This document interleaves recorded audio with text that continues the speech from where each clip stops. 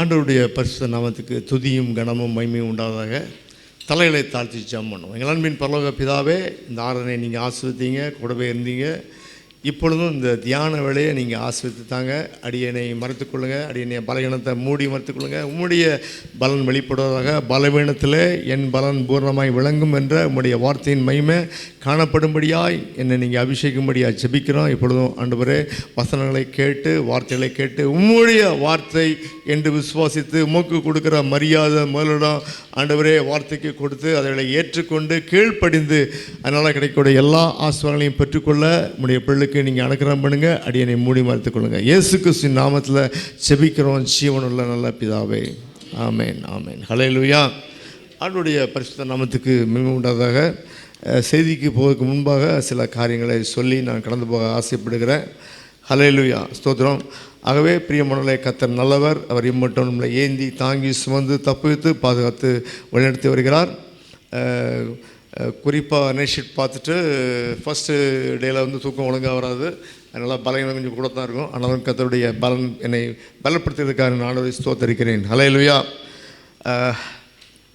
கடந்த நாட்களிலே இந்தியா போய்ட்டு வர கிருபை செய்தார். அனைவருக்கு சுவிசேஷ பிரதி கொடுத்து அனைவருக்கு அவனுடைய வார்த்தையை பகிர்ந்து கொள்ள கிருபை செய்தார். ஆண்டவருக்கு ஸ்தோத்திரம். ஹல்லேலூயா.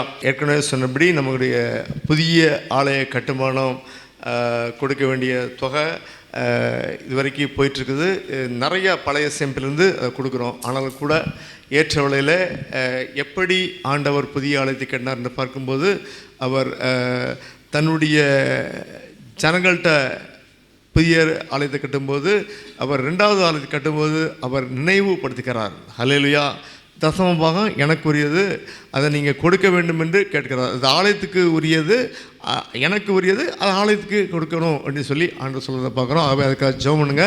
ஏனென்றால் நம்முடைய பழைய சேப்பிலிருந்து நம்ம கொடுத்து தான் வரைக்கும் போயிட்டுருக்குது. அதனால் ஃபுல் இது அப்படி தான் போயிட்டுருக்கோன்னா ஃபுல் இது நம்ம கொடுத்துட்ருக்கோம். ஆனாலும் கூட அடுத்த 3 மாதத்தில் சபையின் பிள்ளைகள் இந்த சத்தியத்தை அறிந்து தசம பாகம் 10% ஆண்டுக்கு உரியது என்று அறிந்து ஆண்டு கொடுக்கும்போது இது ரொம்ப சிம்பிளாக சால்வ் ஆகிரும். அது பெரிய காரியம் இல்லை. ஆனால் அதை மக்கள் மனப்பூர்வமாக கொடுப்பதற்கு ஒப்பு கொடுக்கணும். என்ன வேணும்? விசுவாசம் வேணும். கர்த்தர் என்ன ஆசீர்வதிப்பார். அல்லேலூயா. அந்த விசுவாசம் இல்லாமல் இது நடக்காது. ஆனால் கூட இந்த பஞ்சகாலத்துக்கு கூட என் ஆண்டவர் என்ன ஆசீர்வதிப்பார். அதற்காக இந்த காலங்களில் உள்ள காரியம் இது வரைக்கும் சபையில் தசமபாகத்தை பற்றி பேச கிடையாது, கொடுத்தது கிடையாது. ஆனால் இப்போ தேவை என்பதற்காக தான் நம்ம சொல்கிறோம். அது நான் கேட்கல, அது ஆண்டுக்கு உரியது, அவ்வளோதான். ஹல்லேலூயா. புதிதாக வந்தவர்கள் தயவுசெய்து மன்னிக்கவும். சபையில் இப்படிப்பட்ட காரியம்லாம் கிடையாது. இந்த ஆலய கட்டுமானத்திற்காக அது தேவ நியமம், தேவ திட்டம், தேவ சித்தம் அப்படி தான் இருக்குது. ஆகவே அது சொல்லி ஆகணும். கர்த்தர் நிச்சயமாக ஜனங்களை அவருடைய சத்தியத்துக்கு கீழ்ப்படிய பண்ணி ஆசீர்வதிப்பாராக. அல்லேலூயா. தொடர்ந்து நம்ம செய்திக்குள்ளாக போவோம். ஆண்டுடைய வழிநடத்திற்காக நான் ஆண்டவரை ஸ்தோத்தரிக்கிறேன். இந்த நாளின் பிரசங்கத்தை முதல் வாரத்திலே செய்யும்படி ஆண்டவர் திருப்பி இந்த அதிகாரத்தை கொடுத்தார். ஆனால் வெளியே இருந்து வந்த ஊழியர் அவரை மறுப்பதற்கு முடியலை. அதனால் அந்த வாரத்தில் என்ன பண்ணோம், அவர் பிரசங்கம் பண்ணார், வேறு வழியில். ஆனாலும் கூட தேவ சித்தம் என்று அறிந்து இன்றைக்கு வந்தவர்கள் பாக்கியவான்கள். இந்த காரியத்தை நம்ம தொடர்ந்து பார்ப்போம். ஏன்னா தேவன் மறுபடியுமாக ஆண்டவர் இதற்கு நேராய் என்னை வழிநடத்தினார். ஹல்லேலூயா. யோபு 22ஆம் அதிகாரம் நம்ம எடுத்துக்கொள்ளலாம். யோபு 22ஆம் அதிகாரம், அதை பின்பகுதியை நம்ம வாசிக்கலாம். யோபு 22ஆம் அதிகாரத்தில் நம்ம பார்க்கும்போது வீட்டில் போய் நீங்கள் ஃபுல்லாக வாசிங்க. 21 முதல் 30 வரை, 21 முதல் 30 வரை. அல்லேலூயா. இதை குறித்து ஒரு தலைப்பு கொடுக்க வேண்டும் என்றால் நமக்கும் ஆண்டவருக்கும் உள்ள உறவு. இதே காரியத்தை தனிப்பட்ட பர்சனல் ரிலேஷன்ஷிப் உறவு என்கிற காரியத்தில் நம்ம பார்க்க முடியும்.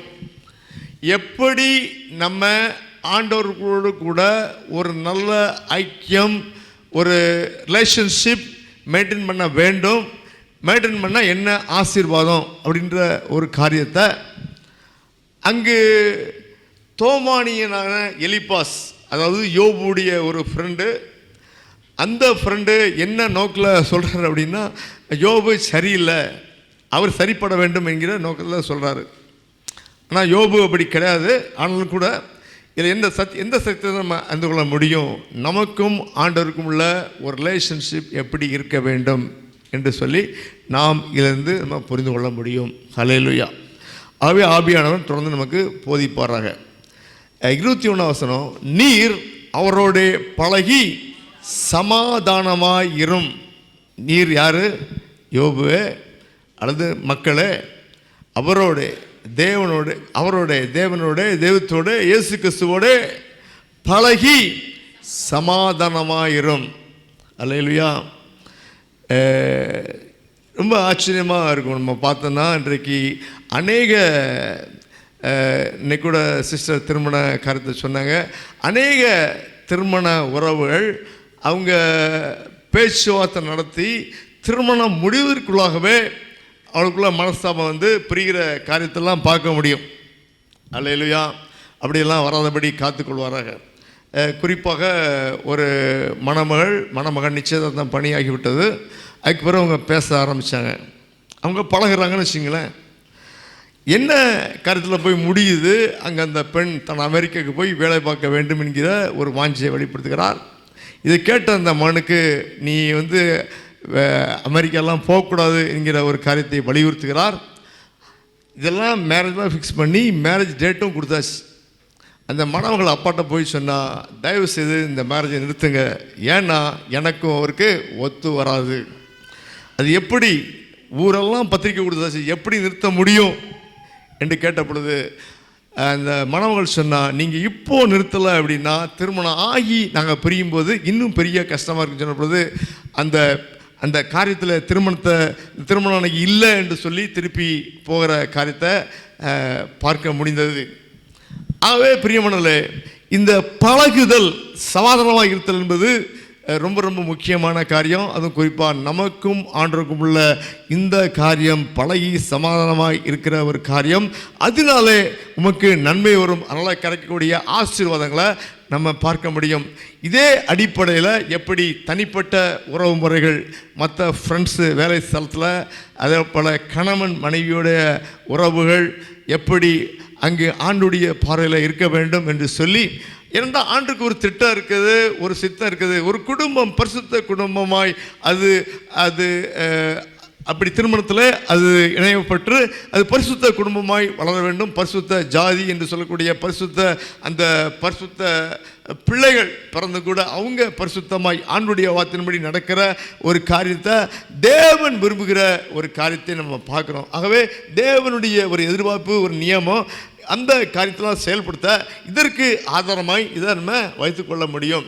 ஹல்லேலூயா. ஆக இப்படிப்பட்ட ஒரு காரியத்தில் நாம் தியானிப்போம். ஆனாலும் கூட நீங்கள் அதிகமாக நேரம் ஒதுக்கி தியானிக்கும் பொழுது ஆண்டவர் இந்த காரியங்களை இன்னும் அதிகமாக ஆசீர்வதித்து தருவார். ஹல்லேலூயா. பழக வேண்டும், சமாதானமாக இருக்க வேண்டும். ஹல்லேலூயா என்கிற காரியம் இன்றைக்கு பொதுவாக தமிழ் மக்களை பார்த்தீங்கன்னா பொதுவாக அடுத்தவன்கிட்ட பேச மாட்டாங்க. பொதுவாக தமிழனுடைய பெரிய ஒரு பரவிக்கணும்.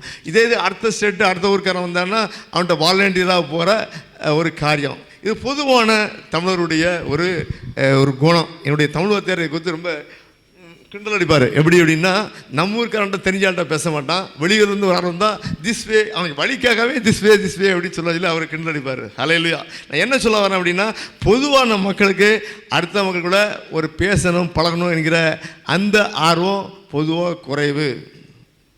அப்படிதானே? ஹல்லேலூயா. நம்ம மாறணும். நம்ம இப்போ மாற போகிறோம். ஆண்டுடைய வார்த்தையை பார்த்து கேட்டு எப்படி ஆண்டவரோட பழகி சமாதானம் இருக்க முடியும் என்று சொல்லி இந்த அடிப்படையில் பார்த்து நம்ம மற்றவர்களும் பழகி சமாதானமாக இருந்து அவங்களுக்கு ஆண்டுடைய வார்த்தை சொல்ல போகிறோம். அல்லேலூயா. ஸ்தோத்திரம். எப்படி குடும்ப உறவில் கணவன் மனைவி அவனுக்குள்ள ஒரு பழகி சமாதானமாக இருக்கிற காரியம் இருக்குது. பிள்ளைகளோட கூட பழகி சமாதானமாக இருக்க வேண்டிய காரியம் இருக்குது. பக்கத்து வீடுகின்ற பழகி சமாதானமாக இருக்க வேண்டிய இருக்குது. இப்படி எல்லாத்தையும் கூட பழகி சமாதானமாக இருக்க வேண்டும் என்கிற சத்தியத்தை நாம் புரிந்து கொண்டு ஆண்டவரோட ஐக்கியப்பட்டு ஆண்டவரோட கொடுக்குற அன்பில் அதை பிறருக்கு கொடுத்து ஆண்டுடைய நாம மகிமைக்காக அவங்கள்ட்ட பேசி ஆண்டுடைய வார்த்தையை சொல்லுகிற பிள்ளைகளாக கர்த்தர் நம்மை ஆசீர்வதிப்பாராக. இதுக்கு தடையாக இருக்கிற ஜென்ம சோபத்தெல்லாம் எடுத்து போடுவாராங்க. அல்லேலூயா. இன்றைக்கும் பார்க்குறோம். நம்ம ஒரு டீ வந்து போட்டு வச்சுருக்கோம். எதுக்கு? வந்து சபை மக்கள் உற்சாகமாக போகிறாங்க, எந்த காசும் வாங்குறதில்ல. அதே டவுட் பண்ணுறாங்க, சபை மக்களுக்கு நீங்கள் எவ்வளோ காசு டீ போட்டு வரவனுக்கு எவ்வளோ காசு கொடுத்தீங்க? அட பாவமே, அவங்க எல்லாம் வாலண்டியராக உற்சாகமாக அது வந்து சபையுடைய ஐக்கியத்துக்காக அவங்க மனம் ஊர்ந்து நேரம் கொடுத்து அவங்க பண்ணுறாங்க. ஹல்லேலூயா. அப்போ அவங்க பண்ணுற ஒரு காரியம் நிறைய பேர் கூடி நின்று பேசி ஒருத்தருக்கு விசாரித்து அன்பு பாராட்டி விசாரித்து இப்படியெல்லாம் பார்க்கும்போது சபை ஐக்கியம் பெறுகிறது. ஹல்லேலூயா. ஆகவே பிரியமானவர்களே, இப்படி நம்ம பழகி சமாதானமாக இருக்கிற ஒரு காரியம். ஆகவே ஏன் அப்படின்னா, ஆண்டவர்கிட்ட சண்டை போட்ட காரியம்லாம் உண்டு. அவன் சரியில்லை, இவன் சரியில்லை, அவனே நல்லா இருக்கான், எனக்கு ஏன் இப்படி? அல்லேலூயா. சண்டை போட்டிருக்கோமா? அல்லேலூயா. ஏன் சண்டை போட்டோம்? ஆண்டரை பற்றி ஒரு சரியான அறிவு இல்லை, புரிதல் இல்லை, விசுவாசம் இல்லை, வசனத்தை நம்பலை. என்னைக்கு பைபிளை திறந்து படித்தவர் தான் தெரியுது என் ஆண்டவர் எவ்வளோ நல்லவர். அல்லேலூயா. பைபிளை திறந்து படிக்காத வரைக்கும் ஆண்டரை பற்றி தெரியாது. அல்லேலூயா. நம்முடைய சொந்த எண்ணம் தான். அவர் ஏன் ஆண்டவர் ஏன் அவனை தண்டிக்கலை, அவளை தண்டிக்கலை, நான் எவ்வளோ நல்லவன், எனக்கு எவ்வளோ ப்ராப்ளம். அல்லேலூயா. கர்த்தர் நல்லவர். என்னைக்கு வேதத்தில் ஆண்டரை கொடுத்து அறிகிறோமா, அந்த அறிவு வந்தால் தான் ஆண்டரை பற்றி அறிய முடியும். அவரை போல அன்புள்ளவர் யாரும் இல்லை. ஜீவனை கொடுத்த அன்பு. உலகத்தில் நமக்கு யாருமே ஜீவனை கொடுக்க மாட்டாங்க. ஹல்லேலூயா. அது உலகத்தில் எந்த அன்பையும் பெரிய அன்பை நினைக்காங்க. கணவன் அன்பு, மனைவி அன்பு, பிள்ளை அன்பு, ஃப்ரெண்ட்ஸ் அன்பு, எந்த அன்பையும் வச்சுங்க, என் ஆண்டுடைய அன்புக்கு ஈடு இணையே கிடையாது. ஹல்லேலூயா. ஆகவே நான் அன்பு பாராட்ட வேண்டும், நான் பழகணும், சமாதானமாக இருக்கணும் என்கிற ஒரு காரியம் என் ஆண்டவரோட முதல்ல. ஹல்லேலூயா. மற்ற எல்லாருக்கு கீழே தான். ஹல்லேலூயா. ஸ்தோத்திரம். ஆகவே பிரியமானவர்களே, நாம் ஹல்லேலூயா ஸ்தோத்திரம் நம்ம பார்க்குறோம். இங்கே யோவான் சொல்லுகிறார், யோவான் 1 யோவான் 2:3 எங்கள் ஐக்கியம் பிதாவோடும் அப்படி குமாரனாகிய இயேசு கிறிஸ்துவோடும் இருக்குது. இதே பவுல் எப்படி சொல்றாரு? பிதாவுடைய அன்போடும் குமாரனுடைய கிருபையோடும் பரிசுத்தருடைய அன்போடு கூட எங்களுக்கு கூட இருக்குது. ஹல்லேலூயா. நம்முடைய அன்பு இப்படிலாம் வளரணும். ஹல்லேலூயா. ஆகவே பிரியமானவர்களே, இப்படி இந்த 3 காரியத்தை நாம் இந்த முதல் வசனத்தில் நம்ம பார்க்குறோம். ஹல்லேலூயா. இப்படி அவர் பிதா குமாரன் பரிசுத்தாவியோடு கூட நாம் பழகினா பழக்கம் பிடித்தல்னு வச்சுக்கோங்க. நம்ம ஊரில் அப்படி தான் பேசுவாங்க. ஒரு ஆள்கிட்ட போய் பேசினா இந்த ஆளை பழக்கம் பிடிச்சாச்சு அப்படின்னு சொல்லி பொதுவாக பெரியவர்கள் மத்தியில் பேசுவாங்க. ஹல்லேலூயா. அப்போது நல்லா பாருங்கள், நமக்கு முன்பின் தெரியாத ஆள்கிட்ட எப்படி பழகிறது. அல்லேலூயா. ஏன்னா அதுக்கு நமக்கு தேவையான குணம். இயேசு கிறிஸ்துவை பற்றி சொன்னால் நம்ம அதில் பழகணும். அவங்க சொல்கிறத கேட்க அவங்க ரெடியாக இருக்கணும் இல்லையா? நம்ம அப்போ ரெடியாக இல்லாத ஒரு ஆள்கிட்ட போய் நம்ம சும்மா போய் பேசினா ஒரு பயனும் கிடையாது. அல்லேலூயா. ஆகவே இதுக்கு பொதுவாக இந்த அறிவியலாளர்கள் சொல்கிற ஒரு காரியம், ஒரு 10% ஸ்மைல். அல்லேலூயா. நமக்கு தான் சிரிக்கவே தெரியாது, நம்ம பேசவே மாட்டோமே, எப்படி சிரிக்க முடியும்? அல்லேலூயா. ஆண்டவருக்கு ஸ்தோத்திரம். வீட்டில் பிரியஸ் நல்லா பேசுவாங்க. அல்லேலூயா. நம்ம கேட்டாலும் வீட்டில் ஆண்டவருக்கு ஒரு இது கொடுத்துருக்காரு. ஆகவே ஏர்போர்ட்லேயும் சரி மற்றலையும் சரி சிஸ்டர் ரொம்ப ஈஸியாக பேசி பழகிடுவாங்க, போய் சுவிசேஷன் சொல்லிடுவாங்க. கர்த்தர் நல்லவர். அல்லேலூயா. இந்த காலத்தில் ஃப்ளைட்டில் போனால் கூட முந்திலாம் வந்து பேசி ஒரு சுவிசேஷன் பற்றி சொல்ல முடியும். இந்த காலத்தில் எடுத்த உடனே இயர்ஃபோனை வாங்கிடுறாங்க, திரும்பவே மாட்டேன்றாங்க. அல்லேலூயா. எப்படி அதுக்கு ஜெபம் பண்ணிட்டு ஆண்டவரே இந்த ஆள் எப்படியாவது அல்லது இந்த சிஸ்டர் எப்படியாவது இந்த பக்கம் திரும்பட்டும் அப்படின்னு ஜெபம் பண்ணிட்டு இருக்குது. ஹல்லேலூயா. ஸ்தோத்திரம். ஆகவே பிரியமானவர்களே, இப்படி நம்ம மாறிக்கொள்ளணும். நம்ம ஆண்டுடைய அன்பை வெளிப்படுத்துகிற பிள்ளையை மாறணும். எப்படியாவது இவங்கள்ட்ட பழகி சுவிசேஷம் சொல்கிறதுக்கு ஒரு வாசலை திறக்க மாட்டாரா என்கிற ஒரு காரியத்தை அது நம்முடைய பலத்தால் செய்ய முடியாது, ஆண்டுடைய பலத்தால் செய்வதற்கு தேவன் கிருபை தருவாராக. ஹல்லேலூயா. இந்த முறை ஏர்போர்ட்டில் பெருக்கும் பொழுது எப்படியாவது ஃப்ளைட்டில் உள்ளவங்களுக்கு கொடுத்துருவாங்க. இப்போ நல்ல செய்தி தமிழில் இருக்கும், இங்கிலீஷில் இருக்கும். ஆகவே இந்த தடவை போகும்போது பக்கத்தில் சீட்டில் ஒரு ஆள் நல்லா ஒரு புக்கு வச்சுருந்தார். வேறு ஏதோ ஒரு புக்கு, அந்த புக்கில் நோட்ஸ் எடுத்துகிட்டு இருந்தார். பென்சிலால் குறித்து அனலைன் பண்ணி நோட்ஸ் எடுத்துருந்தார். எனக்கு ரொம்ப பிடிச்சிருந்தது. இந்த ஆள்கிட்ட கொடுத்தா வாங்குவாரா வாங்க மாட்டார்னு சொல்லி.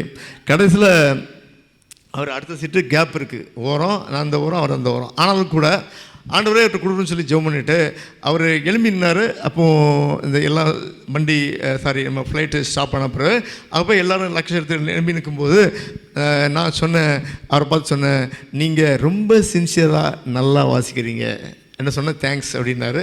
ஆகவே நம்முடைய சுவிசேஷ வரி எடுத்து ப்ளீஸ் இதை ரீட் பண்ணுங்கள், இது நான் எழுதி சொல்லி கொடுத்துட்டேன். அல்லேலூயா. நான் எதுக்காக சொல்கிறேன்னா, நம்ம பழகுவதற்கு ஒரு நோக்கம் வேணும், அவனுடைய நாமத்தை மயப்படுத்த வேணும்னு சொல்லி நம்ம மாற வேண்டும். அல்லேலூயா. அவர் என்ன யோசிப்பார், வாங்க மாட்டாரா, அவர் என்ன சொல்லுவார், திருப்பி சொல்லுவார், இவ்வளோலாம் கவலை தான் இருந்தது. ஆனாலும் கூட ஜெபம் பண்ணிவிட்டு அப்படி அவருக்கு ஒரு புகழ்ந்து ஒரு வார்த்தையை சொல்லிட்டு சொன்னேன், அவர் வாங்கிட்டார். ஆண்டவர் ஸ்தோத்திரம். இதை மாத்திரம் இல்லை பிள்ளைகளே, பிரியமானவர்களே, நாம் அநேக வேளையில் நாம் இந்த தொடர்பை நாம் தான் ஏற்படுத்தணும், அவங்கெல்லாம் ஏற்படுத்த மாட்டாங்க. ஹல்லேலூயா. நமக்கு நோக்கம் எப்படியாவது அவனுடைய வார்த்தையை கொண்டு போகணும். தயவு செய்து ஊருக்கு போனால் நல்ல செய்தி தமிழில் இருக்குது, இங்கிலீஷில் இருக்குது, வாங்கிட்டு போங்க, கொடுங்க. ஹல்லேலூயா. ஆகவே இந்த காரியத்தில் அது மாத்திரம் இல்லை, இன்றைக்கு உலகத்தில் உள்ள எல்லா மொழிகளிலும் ஏஐ மூலமாக இதை டிரான்ஸ்லேட் பண்ணி நீங்கள் எந்த ஊருக்கு நான் டூர் போகிறேன் அந்த மக்களுக்கு ஏற்ற மாதிரி வேணால் எல்லா மொழியிலையும் அதை பண்ண முடியும். ஹல்லேலூயா. ஏஐ மூலமாக என் பையன் பண்ணி கொடுத்துருவான், நீங்கள் சொன்னீங்கன்னா போதும். ஆகவே இந்த நாட்களிலே கொடுத்த இந்த டெக்னாலஜிக்காக ஆண்டவரை ஸ்தோத்திரிக்கிறேன். ஆகவே பிரியமானவர்களே, நாம் ஆண்டவருடைய கூட முதல்ல பழகி சமாதானமாக இருக்கணும். அது எப்படி இருப்பது என்கிற காரியத்தை நம்ம பார்ப்போம். இதனால் நன்மை வரும், ஆசீர்வாதம் வரும் என்று பார்க்கிறோம். அப்போ இதை எப்படி செய்வது, அவரோட எப்படி பழகுவது? 22ஆம் வசனம் வாசிக்கும். அவர் வாய் நின்று பிறந்த வேத பிரமாணத்தை ஒன்று ஏற்றுக்கொண்டு. அல்லேலூயா. சரி, ஒன்று வேதம் நமக்கு அவருடைய வாயின் வார்த்தைகள், அது கற்பனைன்னு போட்டிருக்கு. தெய்வம் வாயை திறந்து சொன்ன எல்லா வார்த்தைகளுக்கும் பேர் கற்பனை.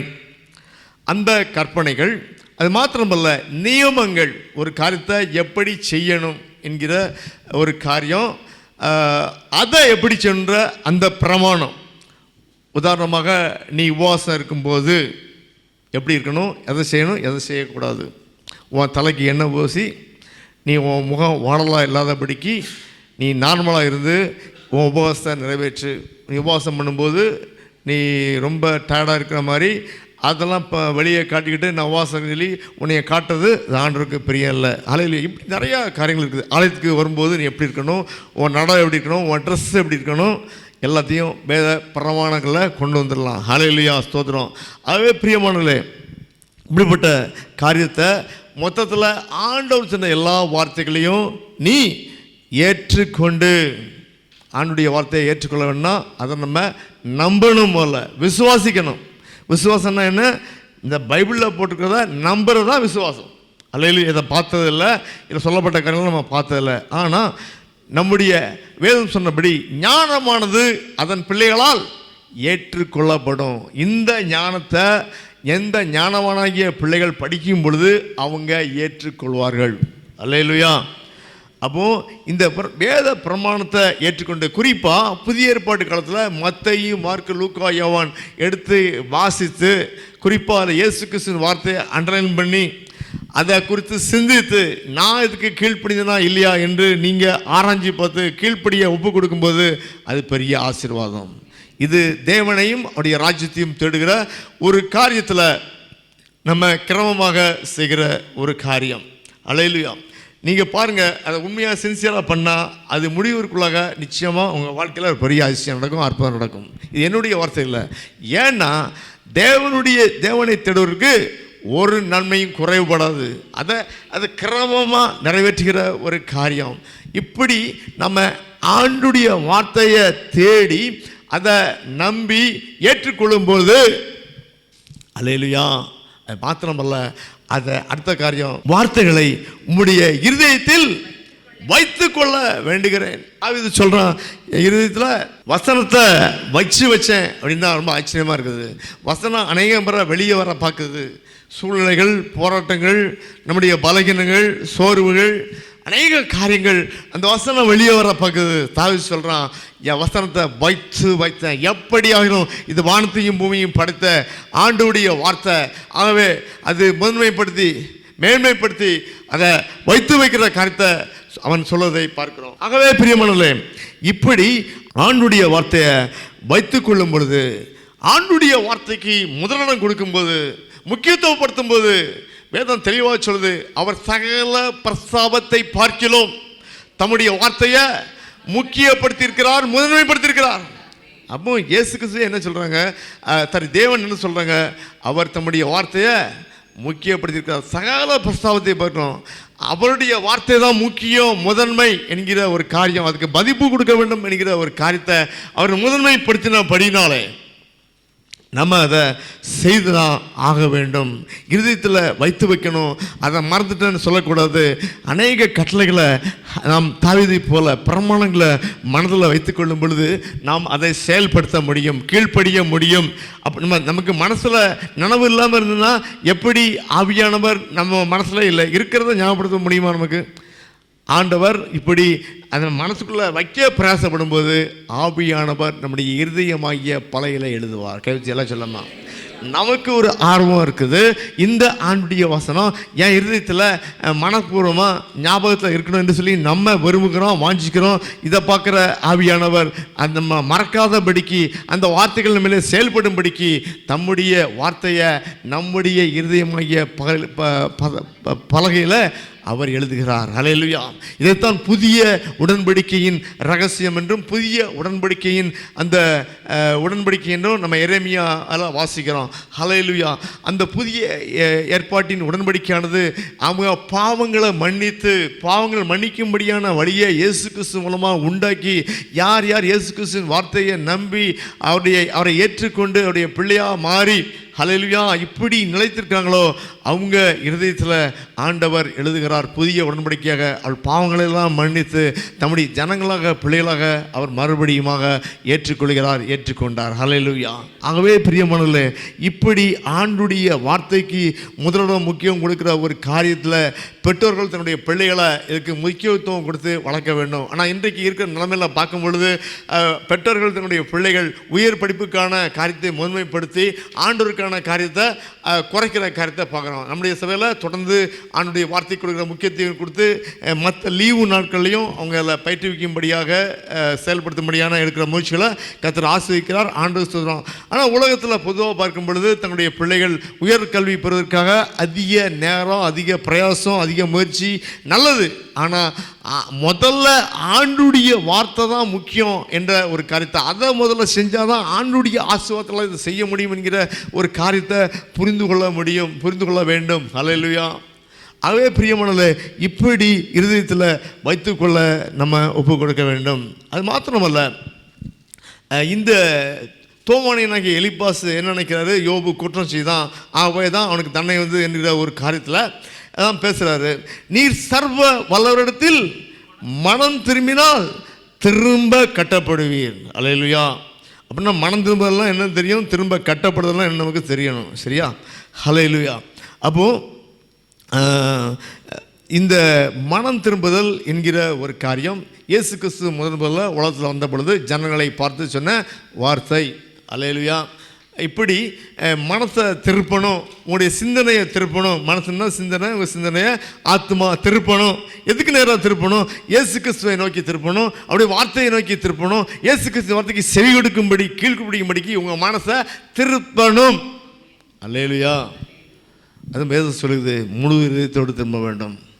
அல்லேலூயா. இதை சொல்லும்போதெல்லாம் நடிச்சு காட்டுவேன் எப்பவும். அல்லேலூயா. முழு இதயத்தோடு அப்படின்னா என்ன அர்த்தம்? உலகத்தை குறித்த காரியம், உலகத்தின் இச்சை, கண்ணின் இச்சை தான் ஜீவனத்தின் பெருமை தான் உலகத்துக்கு முன்னால், கண்ணுக்கு முன்னால் இருக்குது. இதெல்லாம் விட்டு நம்ம திரும்பணும். பாருங்கள், இங்கே நம்ம இப்போ நான் ஒரு 90 டிகிரி திரும்பும்போது நான் இந்த பக்கமும் பார்க்க முடியும், இந்த பக்கமும் பார்க்க முடியும். ஹல்லேலூயா. நேராகவும் பார்க்க முடியும், இங்கே உள்ள காரியத்தையும் பார்க்க முடியும், திரும்ப முடியும், அங்கேயே திரும்ப முடியும். ஆனால் ஒரு 180 டிகிரி திரும்பணும் அப்படின்னா எனக்கு உள்ள இங்கே தான் பார்க்க முடியும். அப்போது முன்னால் உள்ளதெல்லாம் அது உலகம்னாலே பிசாசு, அவருடைய ஆளுகை, அதனுடைய காரியங்கள். அப்போ இயேசு கிறிஸ்து இருக்காங்க, அவருடைய வார்த்தை அவர் நோக்கி திருப்புகிற காரியம் இப்படி முழு இதயத்தோடு திருப்புகிற காரியமாய் திருப்ப வேண்டும். ஹல்லேலூயா. கள்ளத்தனமான மனந்திரும்புதல் இருக்குது, அறகுறையத்தன மனந்திரும்புதெல்லாம் வேதத்தில் இருக்குது. நம்ம சபையில் எல்லாம் செய்தியாக பார்த்துருக்கோம். ஹல்லேலூயா. ஆகவே பிரியமானவர்களே, இந்த மனம் திரும்புதல் எல்லா மனுஷருக்குள்ள வந்து முதல்ல ஆகணும். இதுக்கு அப்புறம் இது ஒழுங்காக வந்தால் தான் இயேசு கிறிஸ்து சொன்ன மற்ற காரியங்களை நம்ம தொடர்ச்சியாக மனப்பூர்வமாக நம்ம செய்ய முடியும். இந்த முதல் காரியத்தை ஒழுங்காக பண்ணலைன்னா உலக அனுபவக்காரர்கள் என்ன சொல்கிறாங்க? முதல் கோணல். என்ன அர்த்தம்? இந்த முதல் காரியத்தை ஒழுங்காக பண்ண முடியல, அப்போது மற்ற காரியத்தெல்லாம் அவங்களால பண்ண முடியாது. உண்மைதான் அது. அல்லேலூயா. ஆகவே பிரியமானவர்களே, நீங்கள் மனம் திரும்பின நாளை குறித்து நீங்கள் எழுதி வைத்துக் கொள்ளுங்கள். அது மாத்திரமல்ல, இதிலிருந்து மனம் திரும்ப வேண்டும் என்று அடிக்கடி சொல்கிற காரியம் தான் ரோமர் 1ஆம் அதிகாரத்தில் 23 விதமான சிந்தனைகளை பார்க்குறோம். அங்கே ஒரு மனுஷனுக்குள்ளே எப்படி சிந்தனை வருது? ஒரு மனுஷன் தெய்வத்தை அறிந்தும் அவரை ஆராதிக்க துதிக்க படிக்கவில்லை என்றால், ஒரு மனிதன் தெய்வத்தை தினமும் தேடவில்லை என்றால், வேதத்தை தெரிந்து தேவனை அறியும்படி நித்திய ஜீவனை பெறும்படி அவன் தேடவில்லை என்றால், அவனுக்குள்ள 23 விதமான பாவங்கள் வரும். அது மாத்திரமல்ல, பாவத்தை ஜெயிக்க பலன் தாருமே என்று சொல்லி, ஒரு தைரியம் தாருமே என்று சொல்லி ஜெபிக்கிற ஒரு காரியம். இந்த 3 காரியம் இல்லைன்னா எல்லா மனுஷனையும் குள்ளும் பாவ சிந்தனை, அசுத்த சிந்தனை தெரிந்தோ தெரியாமலோ அது அது அடுத்தது பேச்சாக ஆவியில் வளரும், அது பிற்பாடு செயல்படும்படியான பாவமாக வளரும் என்கிற காரியத்தை நம்ம அறிந்து கொள்ள வேண்டும். ஆகவே 23 விதமான காரியம் மாத்திரமல்ல, மற்ற வேதத்தில் சொல்லப்பட்ட காரியங்கள் எல்லாம் பாவம் சொல்லப்பட்ட ஒரு காரியங்களை A4 வர நாட்களில் டைப் அடித்து எல்லாருக்கும் தருவதற்கு தேவன் கிருபை தருவாராக. ஜெபம் பண்ணுங்க. அதெல்லாம் குறித்து வச்சாச்சு. வேதத்தில் எங்கெல்லாம் ஆண்டு எச்சரிக்கிறான்னு பார்த்து எடுத்து வச்சாச்சு. அதை டைப் பண்ணும். ஹல்லேலூயா. அப்போ இதெல்லாம் வீட்டில் ஒட்டி வச்சுச்சுன்னா அப்பப்போ வாசனை நமக்கு தெரியும். நம்ம எதில் குறைஞ்சி போயிருக்கோம், எல்லாம் மாறி இருக்கோம், எதில் விழுந்து போயிட்டோம் என்கிற ஒரு காரியத்தை அறிந்து தேவனுக்குள் நிலைநிற்க நமக்கு பெரிய பலனாக இருக்கும். ஹல்லேலூயா. இப்படி முழு இதயத்தோடு கூட நாம் திரும்ப வேண்டும். இப்படி பண்ணினால் திரும்ப கட்டப்படுவீர் என்று சொல்லி அங்கு சொல்லப்பட்டிருக்கிறது. அப்போது இங்கே எபேசியர் 2ஆம் அதிகாரத்தில் அங்கு பார்க்குறோம், இப்படி ஒரு மனுஷன் சர்வலோகத்தில் மனம் திரும்பி எப்படி கட்டப்படுவது. அல்லேலூயா. எப்படி கட்டப்படுவது? எபேசியர்கள் நிருபம் 2ஆம் அதிகாரம் 19 22 வாசிக்கலாம். எபேசியர். ஆகையால் நீங்கள் இனி அந்நியரும் பரதேசிகளுமாயிராமல் பரிசுத்தவான்களோடு ஒரு நகரத்தாரும் தேவனுடைய வீட்டாருமாய் இருந்து அப்போஸ்தலர் தீர்க்கதரிசிகள் என்பவர்களுடைய அஸ்திபாரத்தின் மேல் கட்டப்பட்டவர்களுமாய் இருக்கிறீர்கள். அதற்கு இயேசு கிறிஸ்து தாமே மூளைக்கல்லாய் இருக்கிறார். அவர் மேல் மாளிகை முழுவதும் இசைவாய் இணைக்கப்பட்டு கர்த்தருக்குள் பரிசுத்த ஆலயமாக எழும்புகிறது. அவர் மேல் நீங்களும் ஆவியினாலே தேவனுடைய வாசஸ்தலமாய் கூட்டு கட்டப்பட்டு வருகிறீர்கள். ஹல்லேலூயா. நம்ம எப்படி கட்டப்படணுமா? தேவனுடைய வாசஸ்தலமாக ஆலயமாக கட்டப்பட வேண்டும். அல்லேலூயா. முந்தி மனுஷன் எப்படி இருக்கான்? இதே அதிகாரத்தில் 2ஆம் அதிகாரத்தில் 1ஆம் வசனம் வாசிங்க. சரி, பழைய பாவ மனுஷன் இவன்ட்ட என்ன இருக்குது? அக்கிரம சிந்தை இருக்குது. பாவங்களினாலும் அது செயல்படும்போது பாவமாக மாறுது. மரித்தவர்களாக இருந்த உங்களை உயிர்ப்பித்தார். நம்ம உயிரோடு தான் இருக்கோம். ஆனால் வேதம் என்ன சொல்லுது? ஆண்டவர் என்ன சொல்கிறாரு? நாம் இந்த அக்கிரமத்தால் பாவத்தால் மரித்தவர்கள் செத்து போனவங்க அப்படின்னாலே அது அந்த உடல் அழுகி அது நாத்தம் எடுக்க ஆரம்பிச்சிடும். ஆண்டுடைய பார்வையில் எந்த ஒரு பாவியும் ஒரு நாத்தம் பிடிச்சோன்னா மரித்தவனாக இருக்கான். நாமும் அப்படி தான் இருந்தோம். ஹல்லேலூயா. ஆண்டுடைய கிருபையால் சத்தியத்தை அறிஞ்சோம், ஏற்றுக்கொண்டோம். நாம் மறுபடியும் அவருடைய ஆலயமாக கட்டப்பட வேண்டும். ஹல்லேலூயா. அப்போ இதில் என்ன காரணம்? இப்படி அக்கிரம சிந்தையும் பாவமும் மேற்கொண்டதுக்கு என்ன காரணம்? அவைகளில் நல்ல வசனம், நீங்கள் முற்காலத்திலே உலகத்துக்கு ஒத்த விஷயம், உலக வழி தெரிஞ்சோ தெரியாமலோ ஆண்டுடைய திட்டத்தை வசனத்தை அறியலை. நம்ம தெரிஞ்சோ தெரியாமல் பாவம் செஞ்சோம், அக்கிரம சிந்தை இருந்தது. ஹல்லேலூயா. நமக்குள்ள கீழ்ப்படியாமல் இருந்தது. இதனால் என்ன இருந்தது? ஆண்டுடைய வார்த்தைக்கு கீழ்ப்படியாத காரியம் இருந்தது. ஆண்டுடைய வார்த்தை தெரியும், ஆனால் கீழ்ப்படிய மாட்டோம். அல்லேலூயா. ஏன் என்னன்னு பார்க்கும்போது ஹல்லேலூயா. கீழ்ப்படியாமை ஏன் வந்தது? கீழ்ப்படியாமையின் பிள்ளைகளிடத்தில் இப்பொழுது கிரியை செய்கிற ஆகாயத்து அதிகார பிரபோகிய ஆவிக்கேற்றபடியாகவும் நடந்து கொண்டீங்க. இந்த உலகத்துக்கு உள்ள உலக பிரபு யாரு? ஆகாயத்து பிரபு யாரு? சாத்தான்.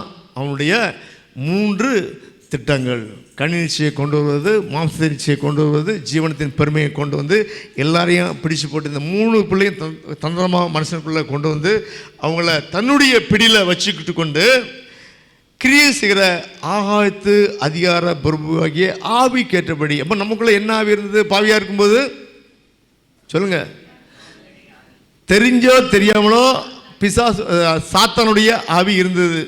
இன்னும் சில பேரை சாத்தானுடைய அசுத்த ஆவி முற்றிலுமாய் மேற்கொள்கிற அந்த காரியத்தை நம்ம பார்த்துக்கிறோம். சபையில் பார்த்துக்கிறோம். பேய் பிடிச்சி ஆன காரியங்களை பார்த்துக்கிறோம். அவளுக்காக உபவாசம் பண்ணி ஜெபம் பண்ணி மேற்கொண்ட காரியங்களை பார்த்துருக்கோம். கர்த்தர் நல்லவர். அல்லேலூயா. ஒரு முறை ஒரு பையனுக்கு அசுத்தாவி படுத்திருக்குன்னு சொல்லி எங்கே போனோம்? அந்த அவன் இருக்கிற ரூமுக்கு இன்ட்ரெஸ்ட் ஏரியா போனோம். அல்லேலூயா. போகும்போது இவன் தான் பாஸ்டர்னு சொல்லி அவன் படுத்து தூங்கிட்டு இருந்தான். அப்போ அவன் அவனை எலும்ப சொன்னபோது எழும்பினான். எழும்பி நின்னா ரொம்ப ஒரு மாதிரி தேய்ச்சி போய் நின்னான். ஆகவே அவன் தலையில் கை வச்சு சொன்ன போது தொப்புன்னு விழுந்தான். அல்லேலூயா.